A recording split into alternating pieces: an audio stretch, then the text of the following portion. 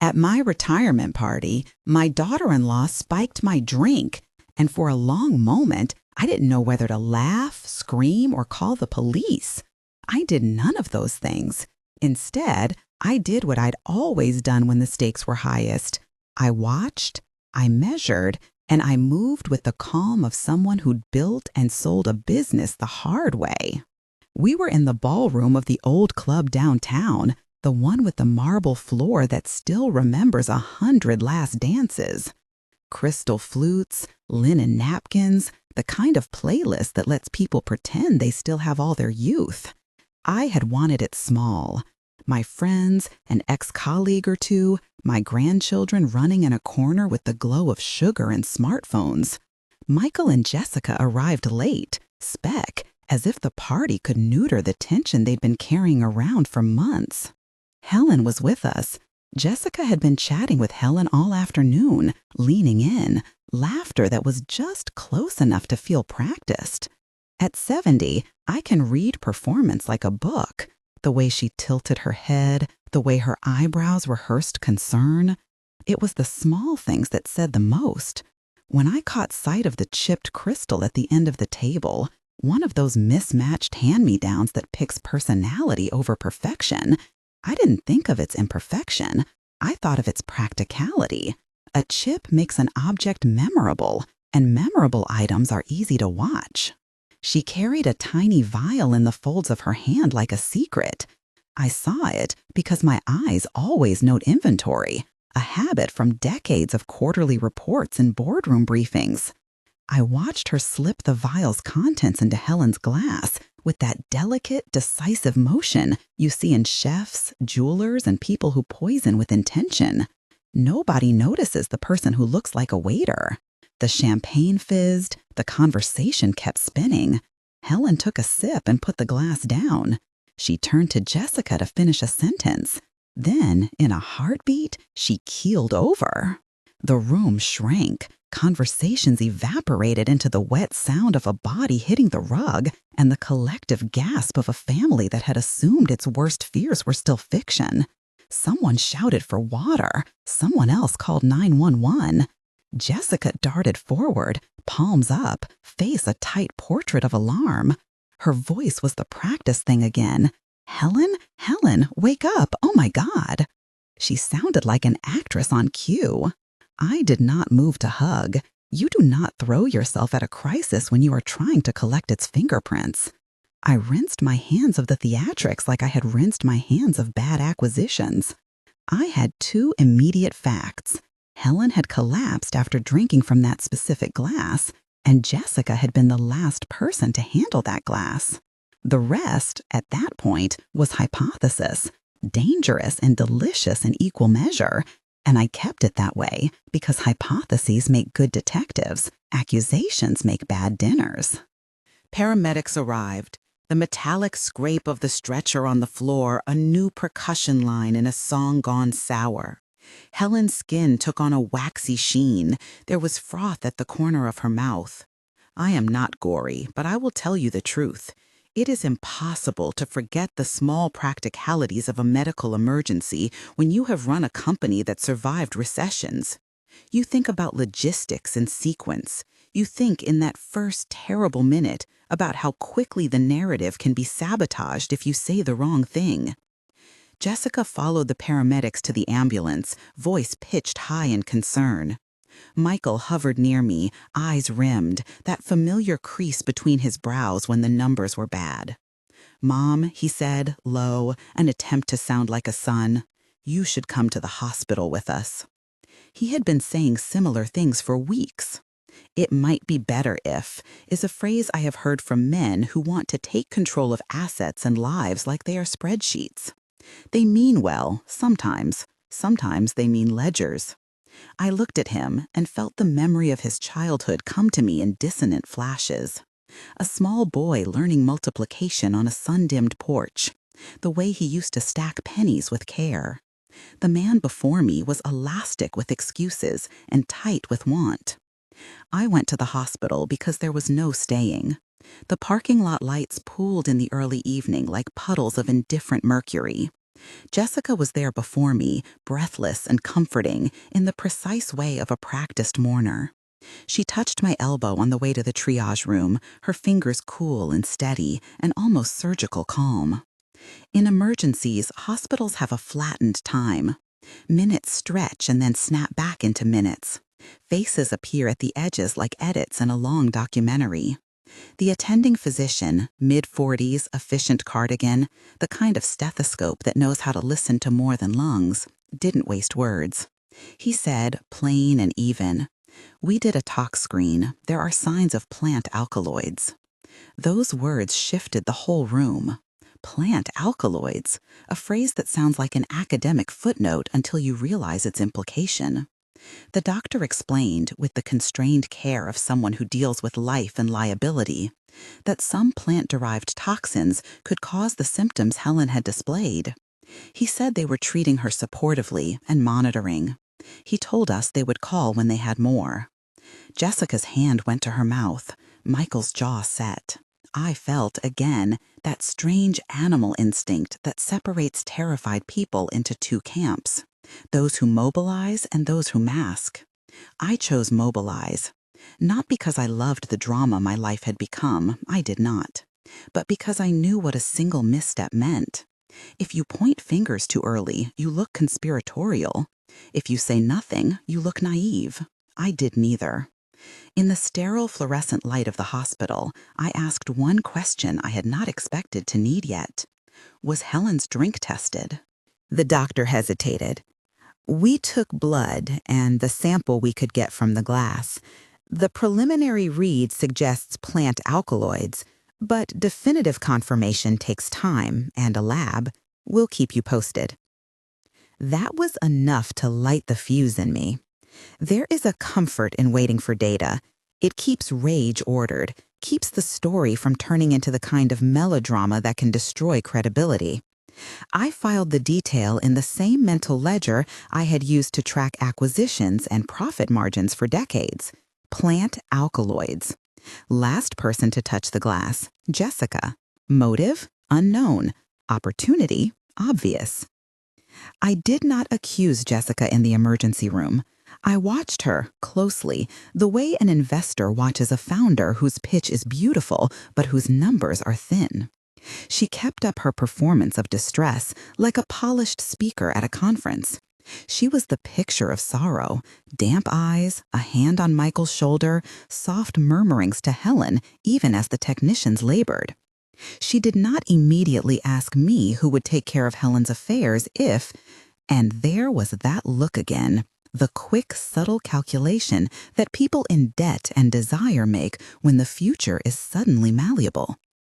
When we left the hospital, Helen stable but under observation, the sky over the city had gone black, and the neon on the emergency room sign reflected like another business metric, a warning light. Outside, a cooling wind moved through me like someone turning a page. Michael insisted I stay with them for the night. He was gentle about it, the tremor in his voice a useful camouflage for someone who was complicit and frightened in equal parts. "No," I said. "I'll be fine. I have a list to make and a phone to call." I drove home alone, the road in front of me like a ribbon I would have to keep unspooling carefully. At 65 plus, you learn an economy of movement. Anger wastes energy. Planning conserves it. Back at my house, the living room still smelled faintly of roses from the centerpieces. Confetti had been swept into a neat pile by someone who thought tidiness would restore order.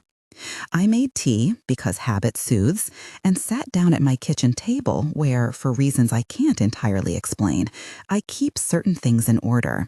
An old legal pad, the paper list where I still jotted major decisions like they were stock ticker symbols.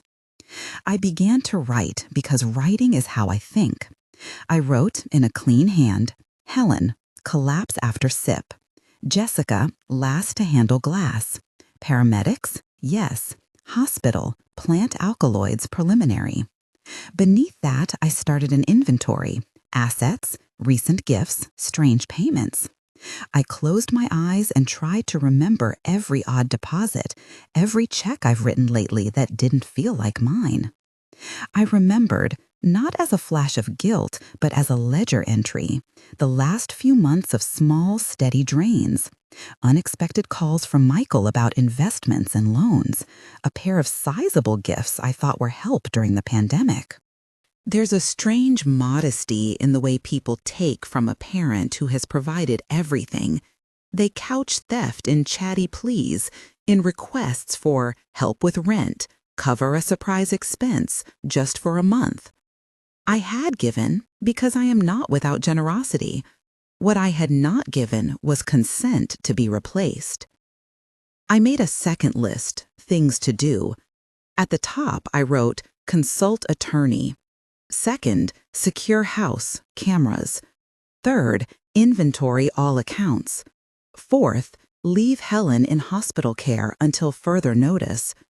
I paused when I wrote the fourth item, as if putting it on paper made it more real and therefore heavier. Before the party, I might have treated such a list as paranoid. After seeing a tiny vial disappear into a champagne flute between practiced fingers, paranoid felt like prudence. I called David Hartwell that night. David has been my lawyer since the days when I still took conference calls from a cramped office above a laundromat while we bootstrapped payroll. He knows my handwriting, my temper, my need for crispness. He answered on the second ring, a voice like a tape measure, straight and reliable. "Sarah," he said. There was always a pause when he said my name, permission almost to speak freely. "I need you," I said. I didn't preamble. Old habits, business instinct, are habit for a reason. He didn't ask why. He mouthed the word hospital, and then plant alkaloids, and then that administrative little sigh lawyers use when the work is suddenly urgent.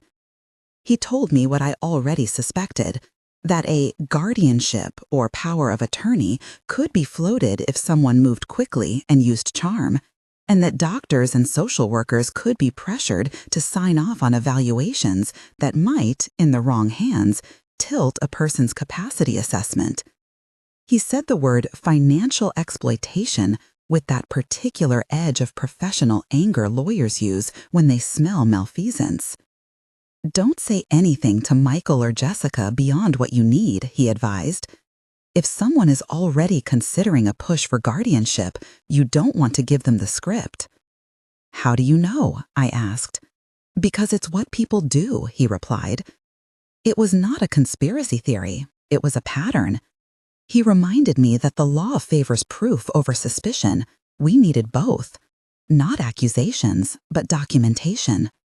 I told him about the vial. I told him about the chipped glass. He said little, just the occasional, precise question. Did anyone see the vial? Did you touch the glass? Did the paramedics take any of it? Who did the hospital say would do toxicology? He told me to get copies of the hospital notes and the preliminary readings as soon as they were available, and that he would contact a trusted private investigator he knew, someone who didn't blink at messy family things. He also said, plainly, we will need to limit access. Limiting access is a phrase with the gentle tone of a gardener trimming an overgrown hedge, but the effect is more like building a moat. I asked him if it was drastic. He said everything about family law is about calibrating the line between protection and paranoia. We are going to make your life a little less accessible to people who would treat you like a line item on a balance sheet, he said. That is not cruel, that is preventative. After we hung up, I sat with the telephone in my hand and felt the odd clarity of someone who had been given a problem and had returned from its edge with a plan. David's voice unclenched something in me.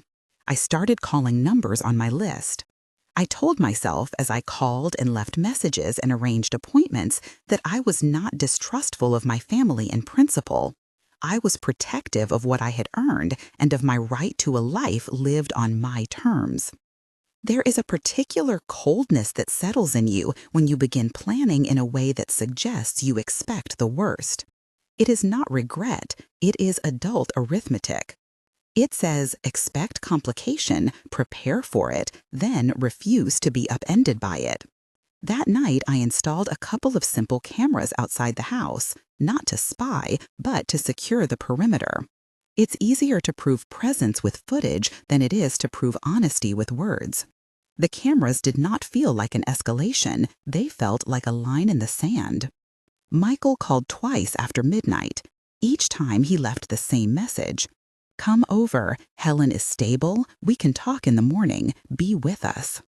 I listened to his voice in the dark and thought of how loyalty and fear can tangle. I did not go. At dawn, the hospital called with the preliminary pathology report. They reiterated the earlier note, plant alkaloids were present in Helen's system. No names were suggested on the report because medicine, hospital administrators, and liability form a careful firewall. But the technical language did what it was meant to do. It confirmed our fear and turned suspicion into something that could be documented. Now the story had a spine. I called David and told him what the hospital had said. He moved as a good advisor does, methodically and a little unforgivingly. We have to assume motive exists, he said, which reads cruel, but the phrase means something clear in legal terms. Wherever there is opportunity and benefit, motive might be found. He suggested a two-part strategy, protect and collect. Protect my assets and my person, collect incontrovertible evidence that would stand up to the scrutiny of judges and juries. I can put an emergency notice on your accounts, he said. I can also draft instructions for the hospital regarding visitors in the release of medical information. If you want, I can send someone to the hospital to act as your legal liaison. But you have to be careful, Sarah. People who are guilty are theatrical. People who are innocent are truthful. We should use the theatrics to our advantage. That was when I felt the old thrill. Not of malice, but of re-engaging the part of me that loved puzzle solving, the corporate equivalent of a chess game. I wasn't playing to ruin anybody. I was playing to ensure I continue to exist as myself in my own life, not as an item to be leveraged. I want someone to dig into their finances, I told him, quietly.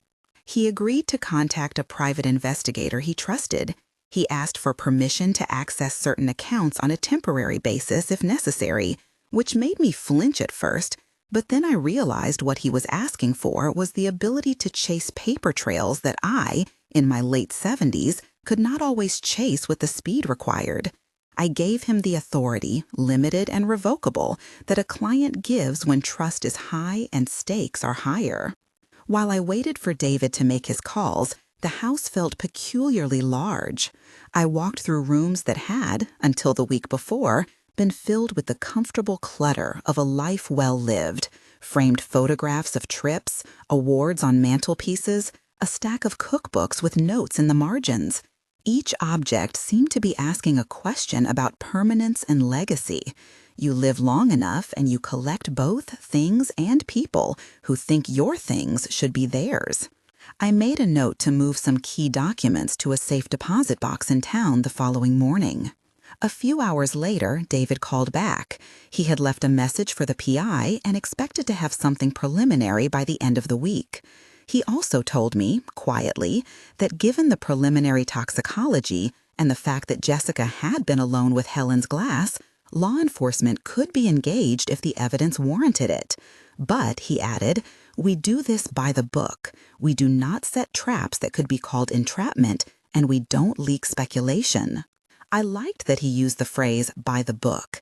It appealed to my sense of order. There is a moral clarity to following process, even when the heart wants to pick up a brick. Process preserves dignity. It also preserves justice. That afternoon, I stopped by the hospital. Helen was awake but tired. Her eyes were the color of someone who had been close to sleep for a long time and had been rudely awakened. Jessica was there, hands folded, and for the first time since the glass, she looked small and a little off balance. Her mascara had run, and the effect was less the intentional script and more the messy aftermath of someone who had been sobbing for real. I took Helen's hand and said nothing about the vial. Hospitals are poor stages for accusation. Helen squeezed back, weakly, and that was enough. I spoke to Helen alone later in a quiet corridor. Her voice was slurred around medications, but she was lucid enough to say two things that sat like stones in my chest. First, she said she remembered the taste of the champagne as odd, metallic, with a tinny finish she couldn't place. Second, she said, unprompted, "I don't remember much after the sip. I thought I would just fall asleep." I left the hospital with those words and the tight knowledge that we had to act before any more odd sips occurred. The pattern of family exploitation tends to accelerate once the object of desire shows vulnerability. It's a sad, petty truth. Once you look weak, people who wanted what you had decide that the sooner you can be moved to the side, the better for their purpose. That night, I sat up until 3 in the morning, cross-referencing checks and wire transfers on my laptop. I cross-checked dates against birthdays, outings, and mortgage payments. I found, under a tab labeled Suspense, a series of transactions that didn't line up. Sudden cash advances, payments to a so-called consultant with a surname I didn't recognize, and a recent premium increase on a life insurance policy that seemed to list Jessica as the beneficiary. I photographed the statements on my phone, not to accuse, but to document. I did not tell Michael what I was doing. He called again at 2, voice raw, asking me to come. Each time he used that particular cadence when he's trying to be both son and cohort, my stomach folded in. He was not ready for the implications I was drawing. He called me Mom the way someone calls a lifeline. The next morning, David called to say a PI named Patricia Williams had agreed to take the case. "She's discreet," he said, "and thorough." "Good," I said. "Discretion only. No theatrics." Patricia's voice when she answered the phone later that afternoon was brisk, the kind of briskness that says worry is a problem you solve with a pencil and a schedule. She asked a few basic questions, then said, "I'll need access to bank statements and any correspondence you have. I'll run property records, creditor filings, and see who has had access to Helen. Also, if you can get me copies of the hospital notes and the preliminary report, that will help." "How soon?" I asked. "I'll start tonight," she said. There is a specific comfort in watching professionals go to work. It is the same satisfaction I felt when I first hired a CFO and watched her reorder chaos into statements that made sense. Patricia's competence gave me space to breathe, even as it tightened the noose I was determined to keep from being used against me. As she left me the preliminary steps she would take, I felt the peculiar double ache of betrayal and relief. Betrayal because a person I'd welcomed into my family might have tried to kill my friend. Relief because the law and the measures that come with it could be marshaled to protect me. I was tired in a way that had nothing to do with physical weariness. It was the fatigue of being forced to watch one's life be evaluated as a set of exploitable assets. That evening at around 7, I received a text from Michael. It was short. "We're sorry. We're trying to help." I left it unread for a long time before composing a reply that was brief and precise. I told him that Helen was my priority and that I expected the hospital to coordinate with our family. I said nothing of the investigations or the cameras.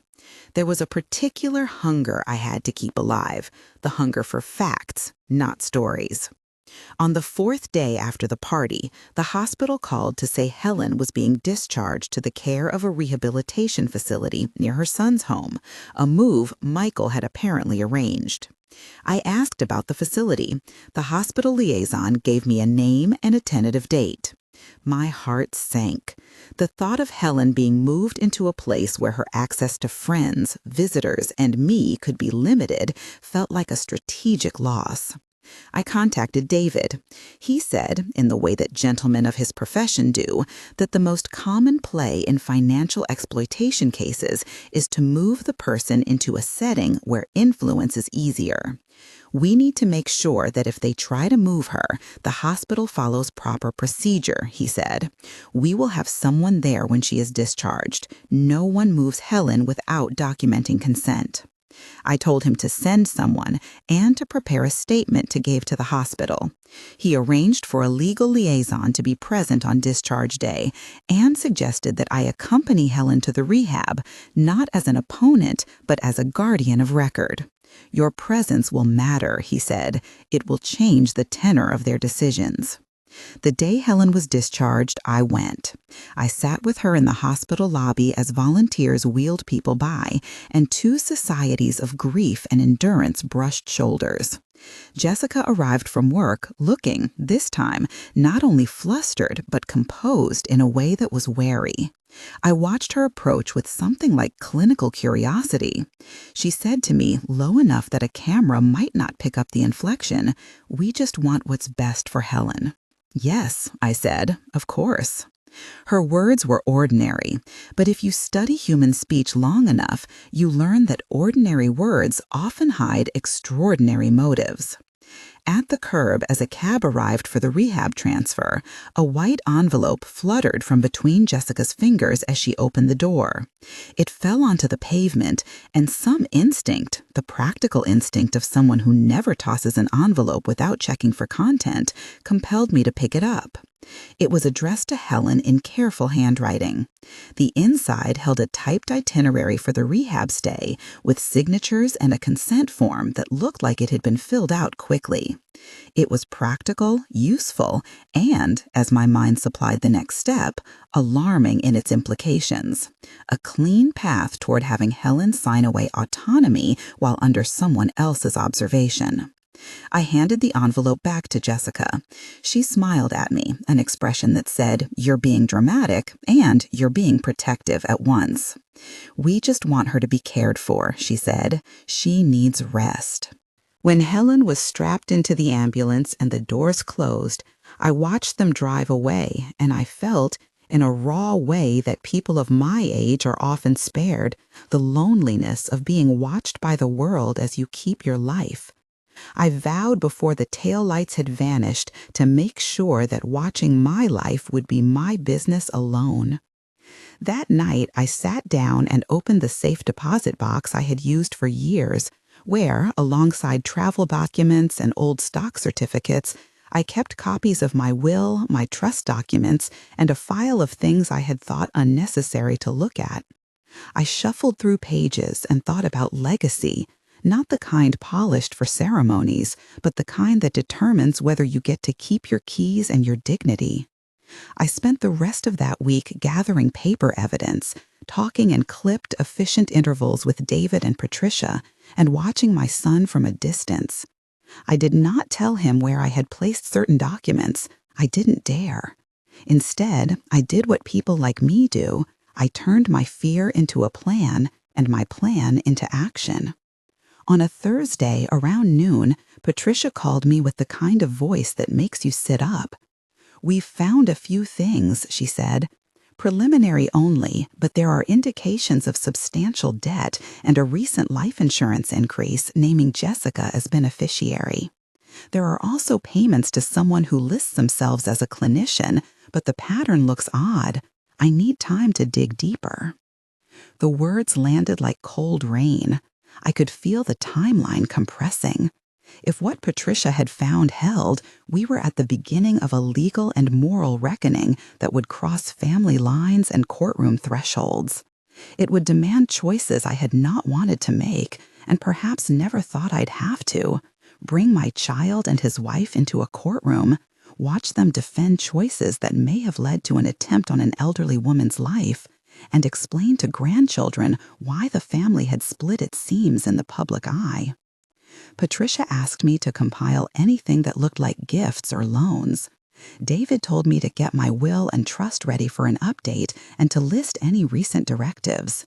I spent the afternoon drafting an addendum that would limit access to accounts and add a contingent trustee in case anyone tried to manipulate me while asserting incapacity. The thrum of that week was a chosen kind of madness, precise, relentless, and oddly comforting. It reminded me of merger season, of nights spent looking at projections and knowing how to pair them back to truth. The essential difference was this. Then the opponent was market forces. Now it was people who had once shared my kitchen table. I had no illusions. Turning the legal wheel would hurt people I had loved. It would also save what I still wanted to be mine: my home, my friends, my time. I kept thinking of the small chip in the crystal glass that had started all this. A chip makes an object memorable, and I resolved to make sure that the memory of that chip would be the evidence that kept me whole. When Patricia said she would meet me the next morning for a face-to-face, I set my coffee down and thought about the first time I'd ever negotiated under pressure. I'd been 30, and it had involved far less humanity and far more contract clauses. This felt different, far more dangerous, and yet I felt, with a steady heat, the old engine of competence click into motion. That was where the story paused for me, for a breath. There were documents to sign, people to interview, and a hospital to press. There were questions about motive and means that needed proofs, and there was the moral calculus of what it meant to turn your son over to justice if the facts proved what my instincts suggested. I went to bed that night with the knowledge that the next day might change everything, and with the steady, private conviction that being old would not be the same as being powerless. I had a plan, allies, and the kind of stubbornness you'd expect from someone who'd spent her life building things and protecting them. The rest, the legal filings, the months of discovery, the courtroom choreography, lay ahead like a long road whose first mile had already been walked. Patricia arrived the next morning with her coat still damp from a light drizzle and a stack of manila folders that looked like something a court reporter would find respectable. She had that look of someone who'd been awake for longer than she wanted to admit, and I liked her immediately. She sat across from me at my kitchen table, unfolded a pack of sticky notes, and smiled without being comforting, the way a professional looks at a client whose feelings are secondary to facts. "Show me everything," she said. I handed her what I'd photographed and printed: bank statements, a 3-month sequence of transfers that didn't square with explanations, the life insurance declaration page I'd stumbled upon, the hospital paperwork. She read fast, making small notations. When she reached the life insurance page, she paused and looked up. "Is Jessica the beneficiary here?" "Yes," I said, "since indefinitely. I don't remember exactly when, but it's recent." Patricia thumbed through more transfers, then looked at me with the particular clarity of someone who has sat through too many family dramas and knows how they end. "There's motive," she said. "There's also opportunity. And if what the hospital said is right, there's means. I'm going to get copies of their bank records, mortgage filings, and the name of that clinician who's been paid. I'll keep it quiet. No leaks, no grandstanding." "Please," I said, "quiet." She nodded and left with the folders under her arm and a promise to have a preliminary report in 72 hours. As the front door closed, I felt the first honest release I'd had since the champagne popped. You put something outside yourself when you hand it to a professional. Suddenly, the problem had recourse and not just the small, furious gravity of my own thinking. A few days later, David and I sat in his office while Patricia laid out the findings. She had a tidy stack of printouts: credit card statements showing cash advances, mortgage refinancing records that suggested Michael and Jessica had refinanced their home a short while back, and the startling line item, a large premium payment to increase a life insurance policy. On another sheet, she pointed to a series of payments to a clinician, Dr. Richard Steinberg. "Dr. Steinberg is a geriatric psychiatrist," Patricia said. "He's listed as having been paid substantial sums over the last 6 months. Some of the invoices look irregular." "How irregular?" David asked. "Opaque," she said. "They have dates, amounts, but some of the descriptions are vague. And one of the payments coincides with a request that Sarah get an evaluation. There's more. Look at these texts." She slid her phone across the table and tapped a sequence of messages. The messages were short, imprecise, the kind of shorthand people use when they don't want the phone to retain a story. Mike, we can get it done. Mike, Dr. R knows what to say. Jessica, I'll handle the paperwork. They were not confessionals. They were not a smoking gun on their face, but they were a pattern, coordination, a clinician, and a desire to get it done. David's jaw did that quiet clench I had seen in depositions and board meetings. He was a slow burn man in crisis. That was part of why I'd hired him for decades. He'd seen greed dressed as caretaking before. These are enough for probable cause in civil proceedings, he said. For criminal, we need the link between the alleged toxin and the accused. Patricia, can you get bank records that show payments to anyone who might have procured plant products? And we need chain of custody on what the hospital collected. Patricia nodded. I'm on it. We can also review security footage from the party. Someone might have recorded the evening. And there's the envelope you picked up, the discharge paper. There are signatures and a timeline there. David and I left the office with more work than I liked and fewer illusions. The grind of discovery is not cinematic. It is sitting in chairs, sending secure emails, waiting on records. But beneath it is justice being assembled like a machine, gear by gear, receipt by receipt, text by text. The lab work that would become the most ordinary piece of the puzzle, because labs are designed to be ordinary, came back within a week. The hospital notified us that their preliminary screen had been confirmed by the county lab. There were plant alkaloids present that matched an extract consistent with oleander, a common ornamental plant with compounds that can be toxic. The word oleander felt banal until it was tied to a champagne flute and a woman lying in a hospital bed. Then it became a pivot. David told me to expect bureaucratic language. They'll call it consistent with, indicative of, but the lab results will be admissible. He said it with the care of a man who had tried to make certainty out of variable things for a living. I, who had signed 1,000-page contracts, understood that admissibility is the hinge on which courtroom doors swing. Patricia's report grew. Mortgage documents showed an unconventional refinancing that consolidated several debts around the time the life insurance payment spiked.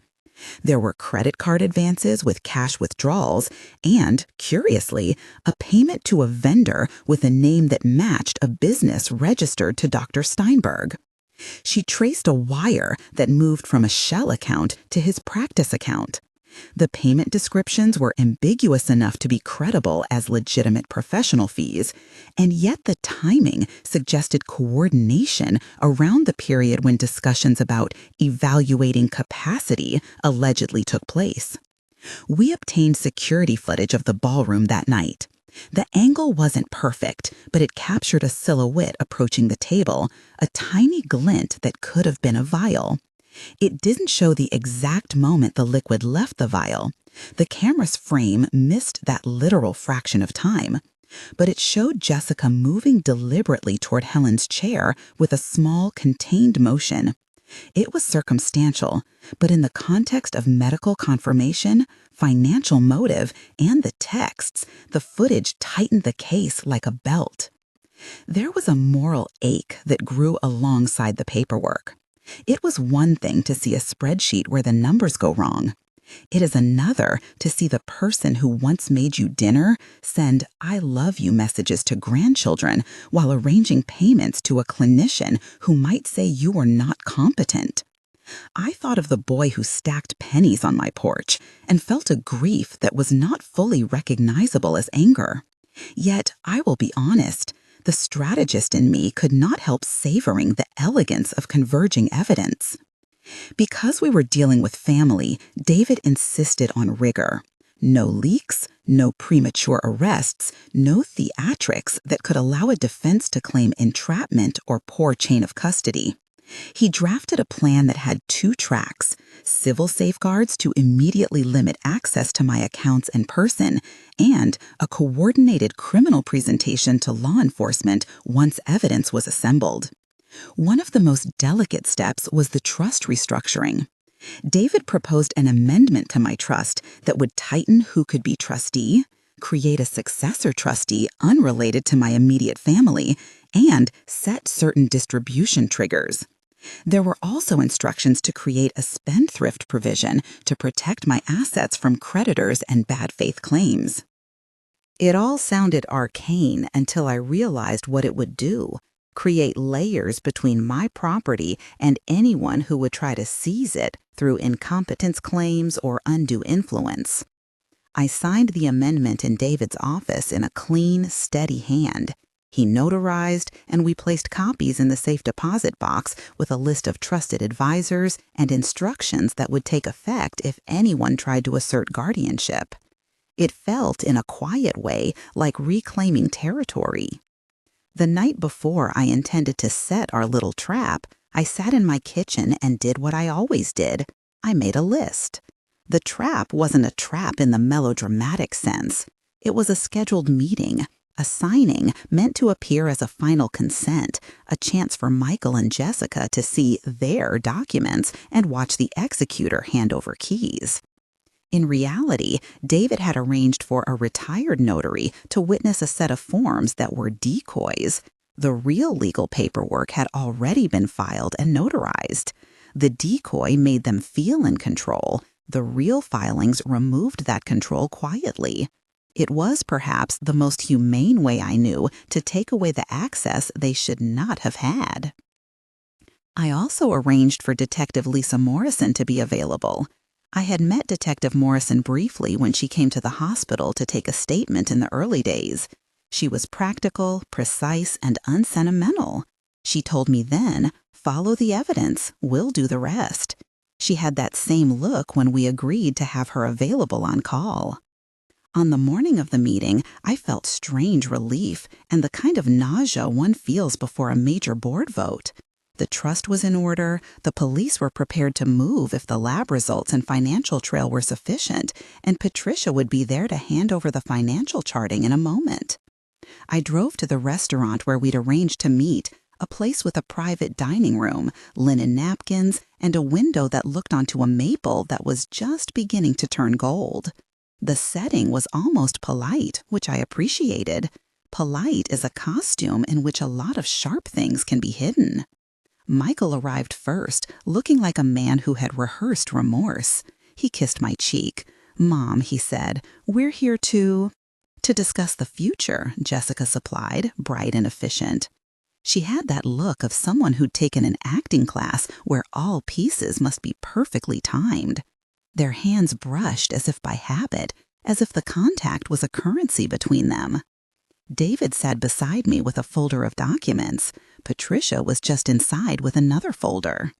I had my own ledger beside my plate, like the contract leaf of someone who was both guest and chair of the meeting. The waiter poured water. We made small talk because small talk is a sugar that can be used to measure the heat of a flame. Jessica was given the decoy papers first, a hapless assignment of durable power of attorney that looked urgent but had been prepared to be legally inert. She smiled as she signed. Michael's hand shook a little. I watched him, the old multiplication boy now summing his debts in a horror show. As the page passed around, Detective Morrison stepped into the doorway with 2 uniformed officers behind her. Her movement was almost unreadable. She didn't halt the conversation. She simply introduced herself.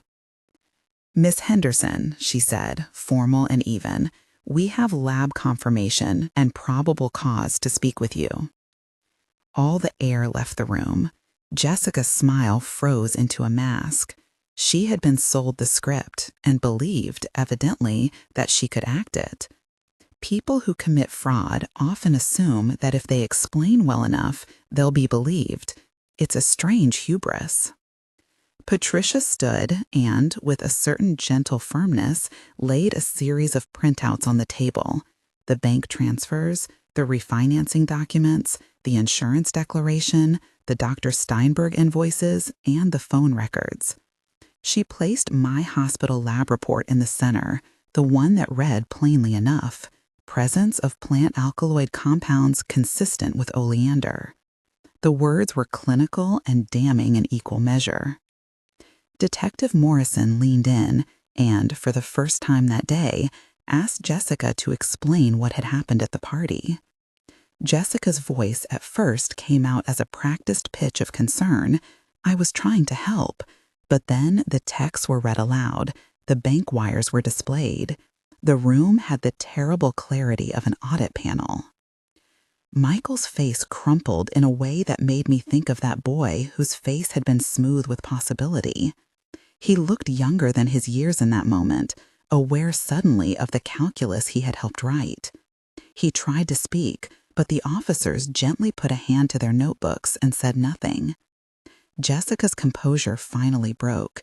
She shouted, a brief, furious animal sound. "You can't do this. You have no proof."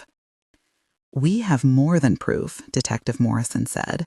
"We have lab results. We have financial records. We have communications suggesting coordination.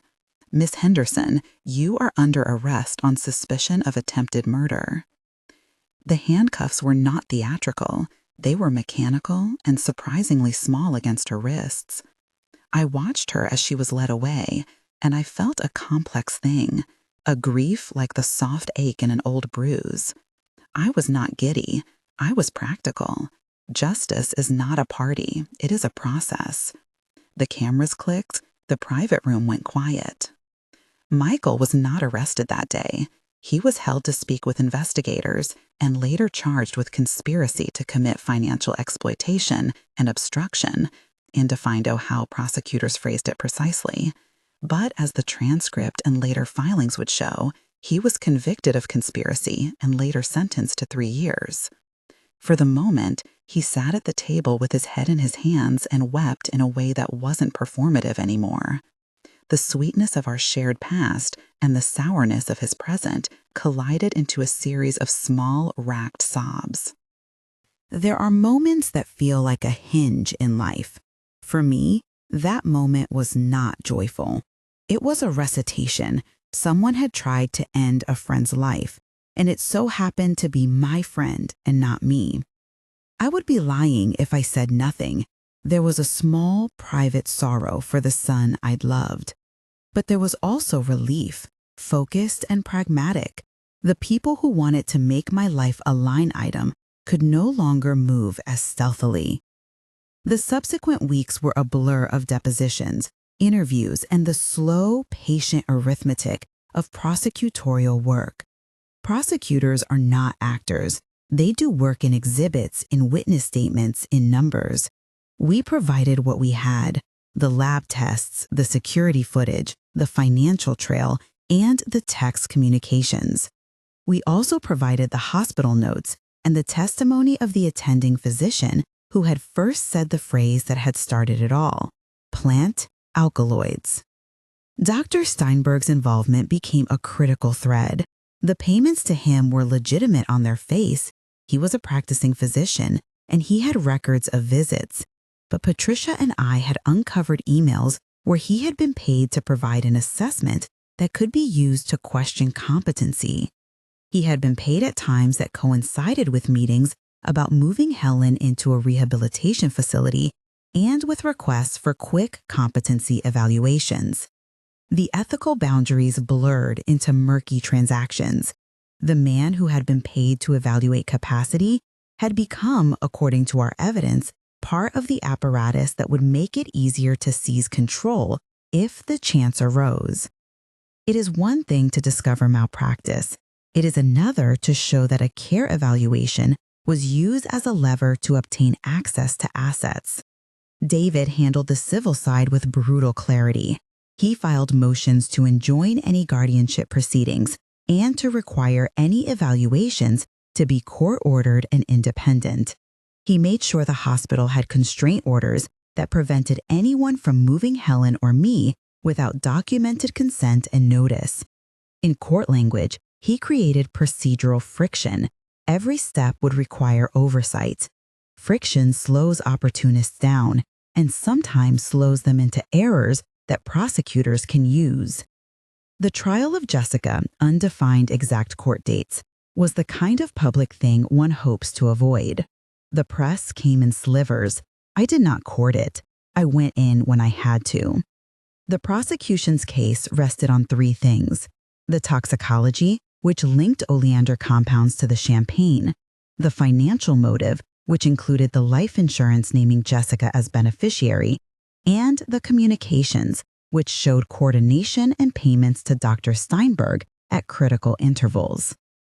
The defense argued lack of direct evidence, and they were right, in the sense that the vial itself had not been photographed in Jessica's hand in a way that no reasonable doubt could not be argued. They tried to show alternative possibilities: accidental contamination, misidentification of compounds, which the lab reports countered, and alleged characterization of motive as circumstantial. They brought experts who questioned the chain of custody and suggested other explanations. It was, as legal contests often are, aggressive and technical. But the way the evidence knotted together in the jury's mind mattered. Jurors are not meant to be scientists or financial executives. They are asked to make sense of a narrative built from ordinary things: texts, payments, medical reports.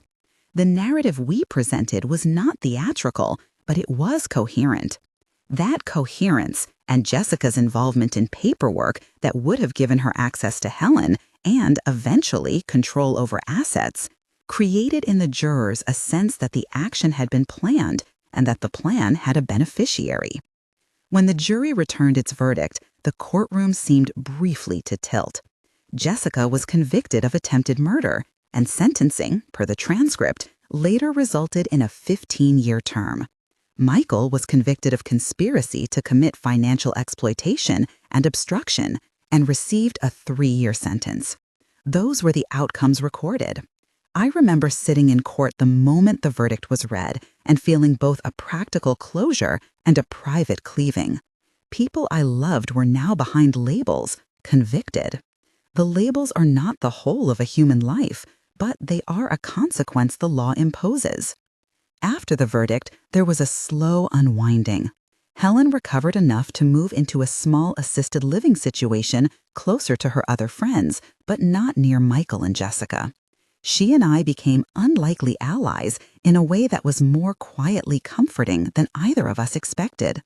She called me to her room one afternoon and said, in that small, slightly slurred voice that had always made me soften, "You saved me, Sarah." I did not correct her when she said saved. Words like that unevenly map onto deeds. What I had done was protect her from an immediate danger and protect myself. But there is, I must admit, a moral warmth in being recognized by someone you rescued from a peril as simple and as terrible as an intentional act of poisoning. Emma, my granddaughter, sat with me in the garden not long after the lawyers had done their work and the sentences were scheduled. She is quiet in a different way from her mother. She said little at first, watching butterflies like they were their own small tribunals. "Grandma," she said finally, "are you okay?" I had no neat answer. I could have said, "Yes, I'm fine," and that would have been a half-truth that would have softened but not told. Instead, I told her what the businesswoman in me would have told a young partner who feared the boardroom. "You lose things with people sometimes," I said. "You might lose their favor, you might lose their closeness, but you do not lose yourself. You protect your life so you can live it." Emma asked me why her father had done what he did.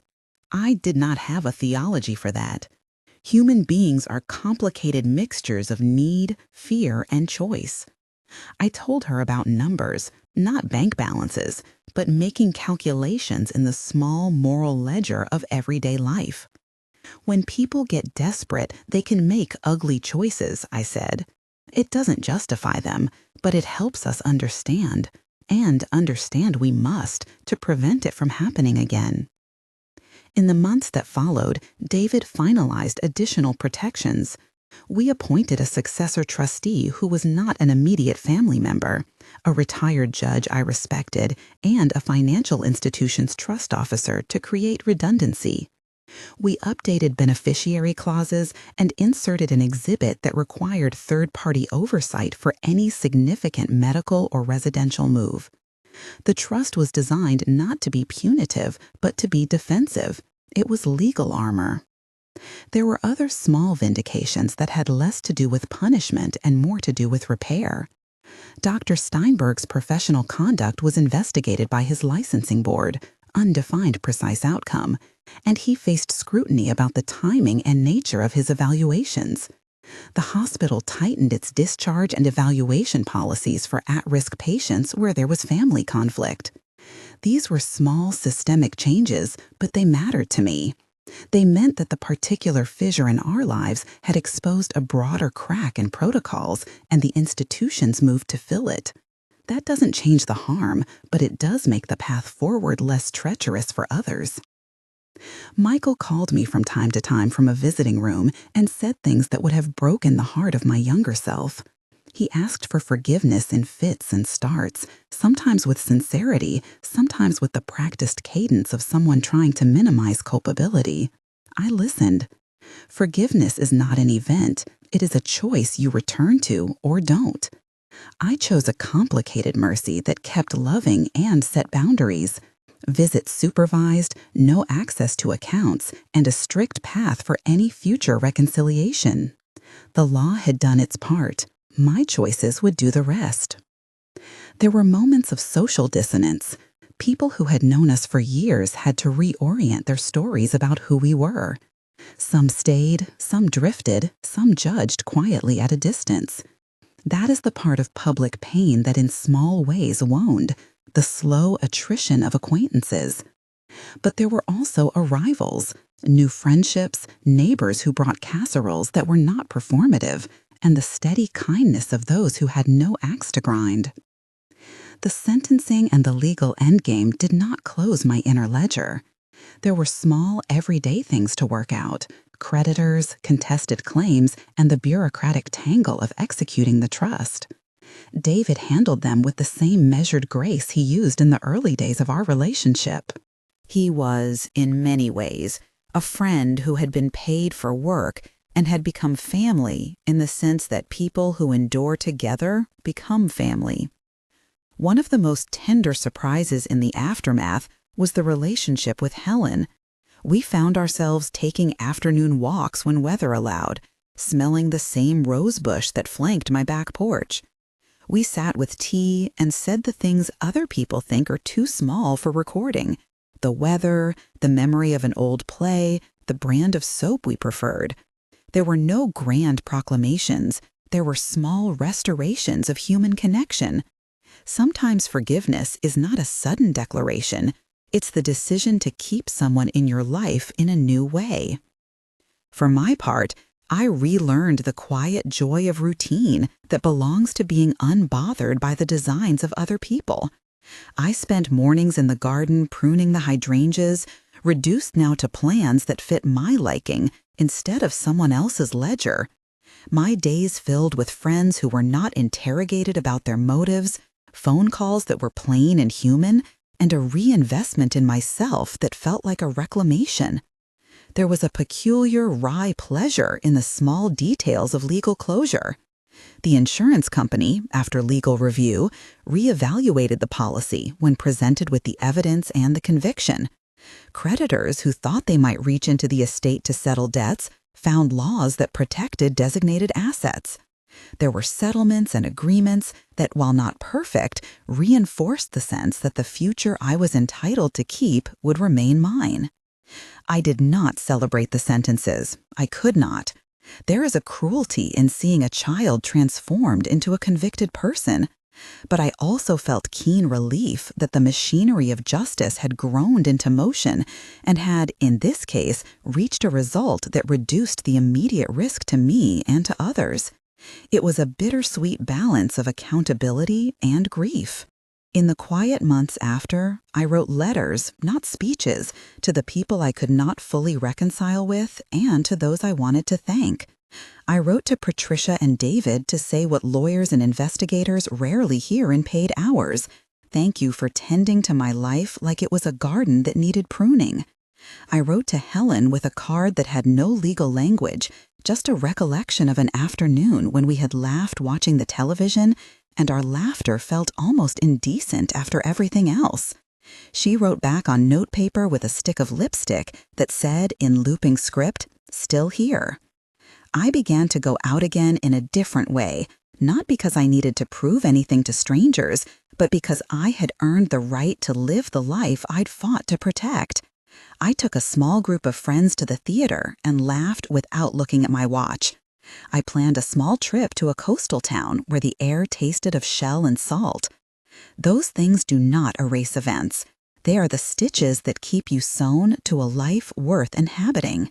When I look back on that long, involuted arc, from the champagne flute and the chip that made it memorable, to the arrest in that quiet private dining room, to the sentences handed down, I see how much of it was small legalisms and logistics, and how much was human: fear, greed, love, confusion.